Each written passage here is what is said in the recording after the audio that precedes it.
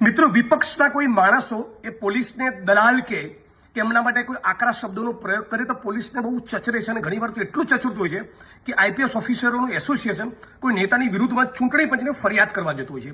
પણ ભયંકર દલાલીનો ગુજરાત પોલીસના એક જિલ્લાના પોલીસ કર્મીઓનો દલાલીનો એવો ભયંકર કિસ્સો તમારી સમક્ષ ઉજાગર કરવા માંગુ છું કે તમે માની નહીં શકો।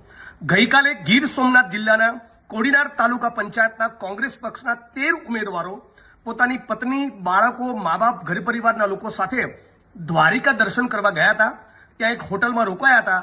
તો ભાજપને તમે કેમ વોટ નથી આપતા એવું કહીને બધા જ લોકોને દ્વારકા પોલીસે આખી રાત ઇલીગલી લગભગ કિડનેપ કર્યા હોય એ પ્રમાણે ઉઠાવી લીધા। મોટો પોલીસનો કાફલો હતો, એ બધા લોકોને દ્વારકા પોલીસ ઉપાડી ગઈ। ગઈકાલથી કોંગ્રેસ પાર્ટીના મિત્રો એ સતત જિલ્લા પોલીસ વડાને બધા સાથે વાત કરવાનો કોશિશ કરી રહ્યા છે। એ માણસ બિલકુલ ફોન નથી ઉપાડતો। આખી રાત સુધી આ 13 ચૂંટાયેલા કોંગ્રેસના જનપ્રતિનિધિઓના પરિવારજનો ભયંકર ટેન્શનમાં રહ્યા। હું પોતે 1:30-2 વાગે સૂઈ ગયો છું। અમારા પ્રદેશ પ્રમુખ આખી રાત જાગતા રહ્યા। એટલે છેલ્લી કક્ષાની હરકત ઉપર રાજ્યની પોલીસ ઉતરી આવી છે।